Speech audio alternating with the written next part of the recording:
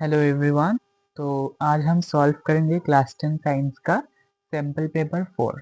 ठीक है, तो चलिए स्टार्ट करते हैं। सेक्शन ए है हमारा बायोलॉजी के लिए, तो चलिए स्टार्ट करते हैं। Question number 1, most of the digestion and absorption of the food takes place in the. ज्यादातर डाइजेशन और फूड का एब्जॉर्प्शन कहाँ पर होता है? Small intestine, stomach, large intestine, liver. देखो, लिवर में तो होता ही नहीं, स्टोमक में बाद में पूरा डाइजेशन नहीं होता, सिर्फ एसिड से रिएक्शन होता है, ये भी हमारा नहीं होगा। लार्ज इंटेस्टाइन में भी लास्ट में जाता है, तो हमारा ऑप्शन होगा स्मॉल इंटेस्टाइन। ठीक है, क्वेश्चन नंबर 2 पर चलते हैं।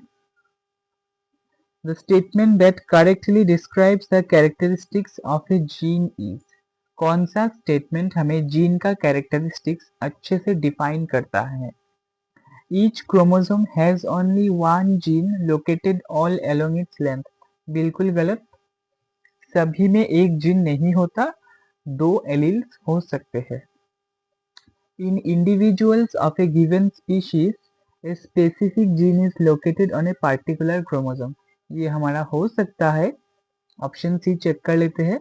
All the inherited traits in human beings are not controlled by genes. बिल्कुल गलत, सब जीन्स के द्वारा ही कंट्रोल्ड होते हैं। ऑप्शन डी कहता है a gene is not the information source for making proteins in the cell. ये भी गलत है, जीन्स ही वो इंफॉर्मेशन है जिससे प्रोटीन्स बिल्डअप होते हैं। इस केस में हमारा ऑप्शन बी होगा करेक्ट आंसर। अब देखते हैं क्वेश्चन नंबर 3।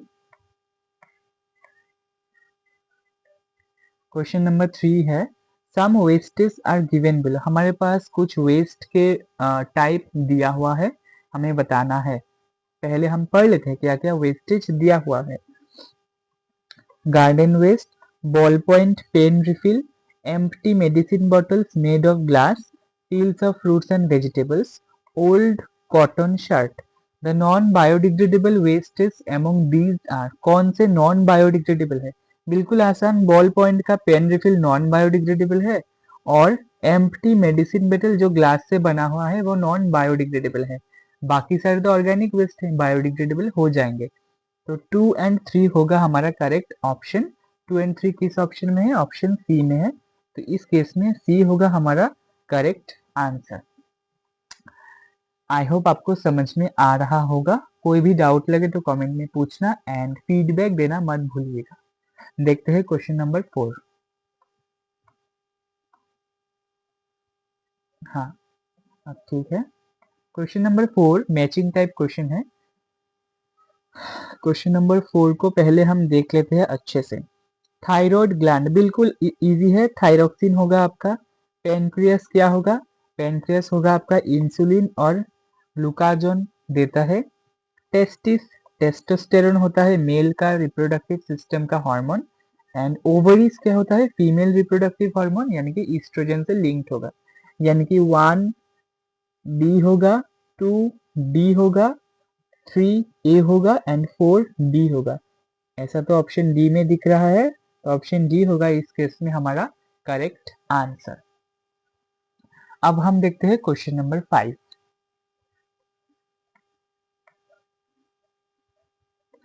क्वेश्चन नंबर 5 है which of the following are water intensive crops. यानी कि पानी से कौन से अच्छे होते हैं? इंटेंसिव मतलब पानी से उनका फायदा होगा।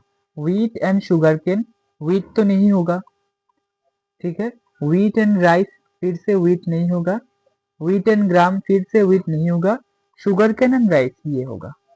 व्हीट यानी कि भुट्टा, जो सर्दियों के सीजन में होता है, वो पानी से खराब हो जाता है, तो इस केस में हमारा ऑप्शन सी होगा करेक्ट आंसर। क्वेश्चन नंबर 6 देखते हैं। Which of the following statement is correct about the human circulatory system. Human का जो सर्कुलेटरी सिस्टम है, यानी कि ब्लड सप्लाइंग सिस्टम, उनके बारे में कौन सा स्टेटमेंट हमें सही बताता है? Sorry, blood transports only oxygen and not carbon dioxide. बिल्कुल गलत। ब्लड में ऑक्सीजनेटेड ब्लड भी होता है, डीऑक्सीजनेटेड यानी कि कार्बन डाइऑक्साइड रिच ब्लड भी होता है। ह्यूमन हार्ट हैज 5 चैम्बर्स, ये भी गलत। ह्यूमन हार्ट में टोटल 4 चैम्बर्स होते हैं। Valves ensure that blood does not flow backwards, ये हमारा करेक्ट ऑप्शन हो सकता है। फिर भी ऑप्शन डी देख लेते हैं। Both oxygen rich and oxygen deficient blood gets mixed in the heart, mix नहीं होता क्योंकि उसके लिए एक सेल वाल्व या फिर वाल होता है, सेपरेटिंग वाल। तो इस केस में हमारा ऑप्शन सी होगा करेक्ट आंसर। ठीक है, अब देखते हैं क्वेश्चन नंबर 7।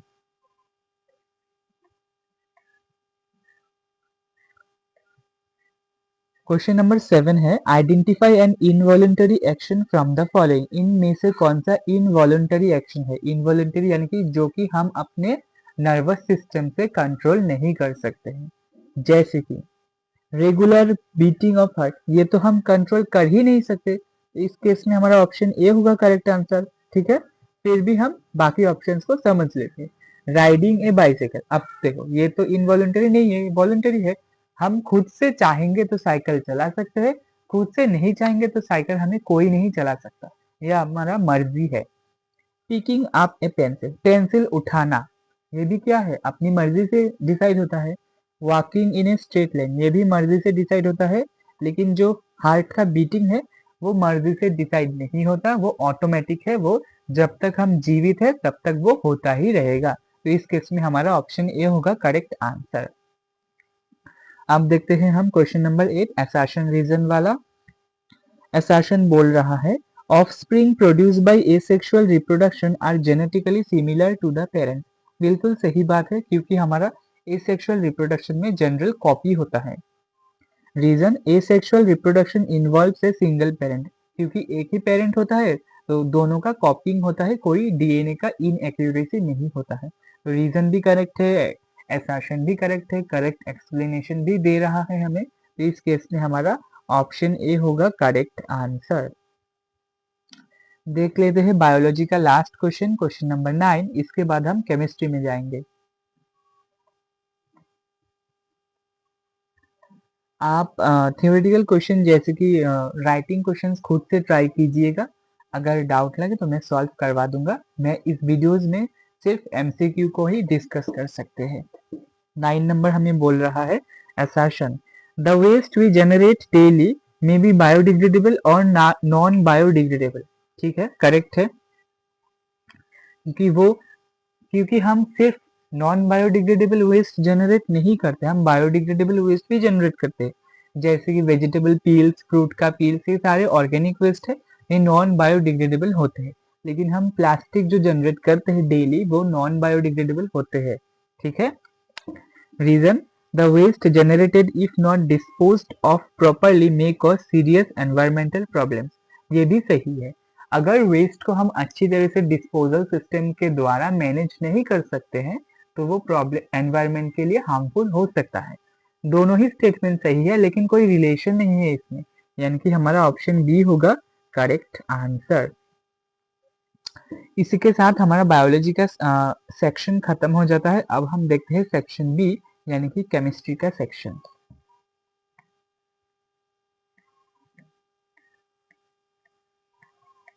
हाँ, यहाँ से सेक्शन बी स्टार्ट हो जाता है। Section B 17 number, which of the following are true when HCl is passed through water. जब हम हाइड्रोजन क्लोराइड HCl यानी कि हाइड्रोजन क्लोराइड को हम जब वाटर से पास करते हैं तब क्या होता है। It does not ionize in the solution as it is a covalent compound। First of all ये कोवेलेंट कंपाउंड नहीं है, ये आयनिक कंपाउंड है, क्योंकि H+ जब पानी में मिलाते हम तब H+ और Cl- आयन में ये टूट जाता है, तो ये आयोनाइज हो जाता है। ये हमारा सही नहीं है। ऑप्शन रोमन 2 हमें बोल रहा है it ionises in the solution, बिल्कुल सही बोला है, ये आयोनाइज हो जाता है। ऑप्शन रोमन 3 बोल रहा है it gives both hydrogen and hydroxyl ion in the solution, बिल्कुल गलत, हाइड्रोजन तो देता है लेकिन हाइड्रोक्सिल नहीं देता, ये Cl- देता है। ऑप्शन 4 बोल रहा है it forms hydronium ion in the solution due to the combination of hydrogen ion with water molecule. अब ये वाटर भी होता है, पानी यानी कि वाटर, इसके साथ ये मिलकर क्या होता है, हमें हाइड्रोनियम आयन देता है, यानी कि H3O+। तो इस केस में हमारा ऑप्शन 4 करेक्ट है और ऑप्शन 2 करेक्ट है, यानी कि डी होगा हमारा करेक्ट आंसर। ठीक है, अब देखते हैं क्वेश्चन नंबर 18।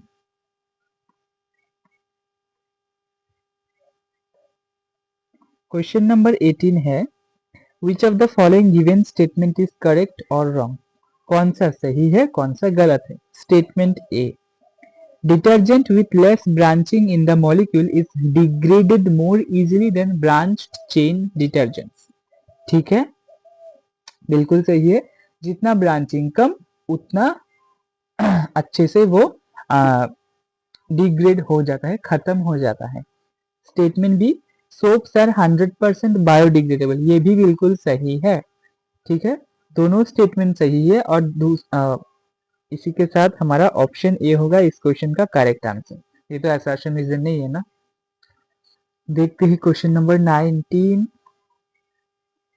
हाँ, copper utensils slowly lose their shiny brown surface and gain a green coat on prolonged exposure to atmospheric air.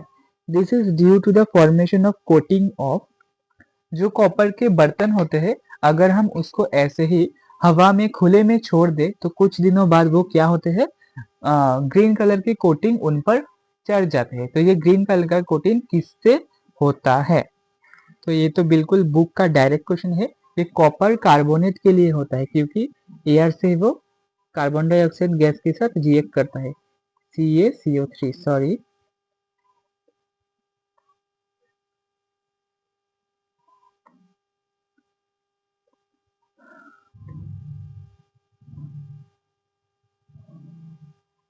ये होता है आपका कैल्शियम कार्बोनेट के लिए।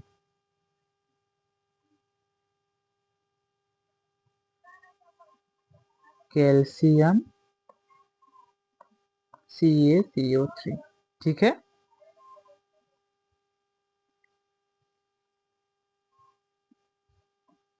देखते हैं क्वेश्चन नंबर 20। फिर से मैचिंग टाइप क्वेश्चन आ गया।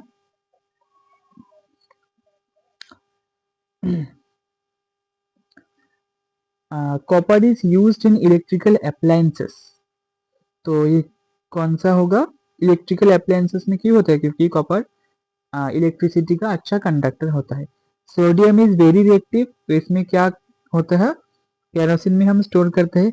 सिल्वर इज टार्निश्ड, क्योंकि वो हाइड्रोजन सल्फाइड से रिएक्शन करता है। और नॉन मेटल फिर भी गुड कंडक्टर वो होता है हमारा ग्रेफाइट। तो 1 होगा बी, 2 होगा डी, 3 होगा ए, 4 होगा सी।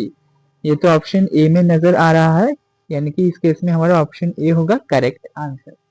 देखते हैं क्वेश्चन नंबर 21।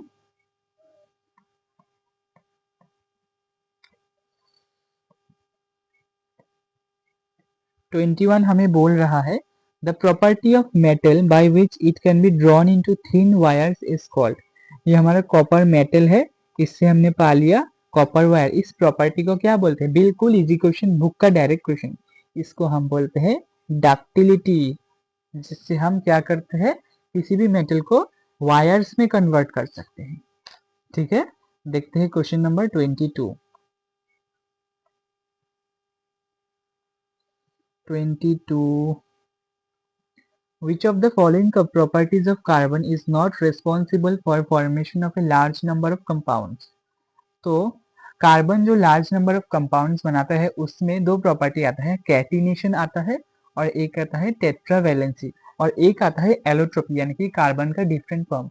लेकिन आइसोमरिज्म नहीं आता। आइसोमरिज्म यानी कि सेम ही स्ट्रक्चरल फॉर्मूला लेकिन different different structure, sorry same he molecular formula but different different structure. तो इस केस में हमारा आइसोमरिज्म करेक्ट आंसर होगा, क्योंकि ये फॉर्मेशन में काम नहीं आता है। ठीक है, अब देखते हैं 23। A solution turns colour of turmeric to reddish brown, if the same solution is poured on universal indicator its colour would change to. एक सॉल्यूशन को हमने क्या किया, हल्दी के पानी में मिलाए तो वो रेडिश ब्राउन हो गया।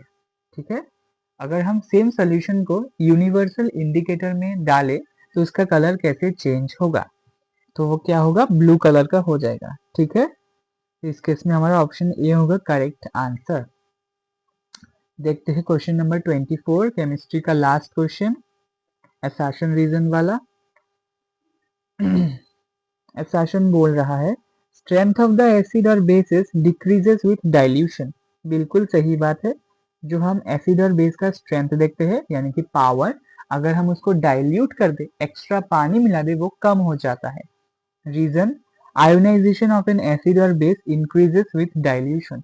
ये भी सही है, किसी भी एसिड और किसी भी बेस का आयोनाइज इजी हो जाता है यानी कि ब्रेक डाउन इजी हो जाता है अगर हम उसको डाइल्यूट कर दे, लेकिन दोनों में कोई रिलेशन नहीं है, यानी कि ऑप्शन बी होगा हमारा करेक्ट आंसर। तो अब हम देखते हैं सेक्शन सी यानी कि फिजिक्स का section.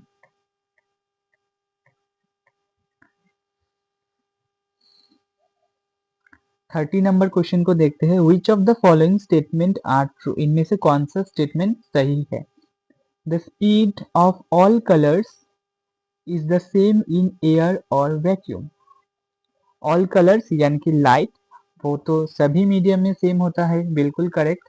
The speed of all colours is different in denser medium, denser medium में वो चेंज हो जाता है। Speed of light is in air in is 3 into 10⁸ metre per second, ये भी सही है। Refractive index has no unit, ये भी सही है, यानी कि सारे स्टेटमेंट सही है, यानी कि ऑप्शन सी होगा हमारा करेक्ट आंसर। देखते हैं question number 31। In the following diagram showing dispersion of white light by glass prism, the colors P and Q respectively. P and Q कौन से कलर है, तो देखो P सबसे कम डिफ्लेक्ट हुआ और Q सबसे ज्यादा डिफ्लेक्ट हुआ, तो ये तो हमें पता है, सबसे कम होता है वायोलेट, सबसे ज्यादा होता है रेड, यानी कि इस केस में हमारा ऑप्शन ए होगा करेक्ट आंसर। अब देखते हैं क्वेश्चन नंबर 32, असर्शन रीजन। फिर से असर्शन बोल रहा है ए न्यूट्रल बॉडी में experience a net non zero magnetic force. ठीक है, बिल्कुल सही है, न्यूट्रल बॉडी है, कोई चार्ज नहीं, तो उसमें मैग्नेटिक फोर्स नहीं लगेगा। Reason, the net charge on a current carrying wire is zero but it can experience a force in magnetic field. ये भी सही है, लेकिन दोनों में कोई रिलेशन नहीं है, तो इस केस में हमारा ऑप्शन बी होगा करेक्ट आंसर। तो इसी के साथ सैंपल पेपर 4 का फिजिक्स, केमिस्ट्री, बायोलॉजी तीनों सेक्शंस का एमसीक्यू हमने सॉल्व कर लिया। अगर आपको फिर भी डाउट है तो मुझे कमेंट करिएगा। मिलते हैं नेक्स्ट वीडियो में विद सैंपल पेपर 5 सॉल्यूशंस।